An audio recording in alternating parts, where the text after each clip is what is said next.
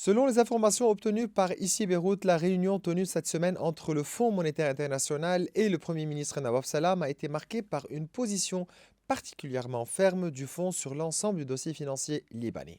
Concernant la hiérarchie des créances, le FMI n'envisage aucune marge de manœuvre.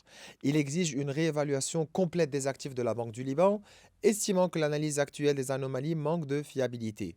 Pour le fonds, ces anomalies ne peuvent en aucun cas être effacées de manière anticipée. Sur la question des réserves d'or, la position est tout aussi ferme. Le FMI refuse toute valorisation fondée sur les prix actuels du marché et recommande de retenir une moyenne des prix sur une période d'1 ou 2 ans. Selon les mêmes sources, le fonds aurait par ailleurs sensiblement assoupli, voire encouragé, les modalités de gestion et de disposition de ces réserves. Autre exigence, la dette de l'État envers la Banque du Liban doit être formellement établie. Le FMI estime qu'un cadre juridique flou n'est pas acceptable. Les sources de revenus destinées à garantir les obligations liées au ABS devront également être clairement identifiées. Dans le cadre de négociations, le fonds se dit toutefois disposé à accepter un plafond de 100 000 dollars appliqué par secteur et non par banque, une concession considérée comme significative.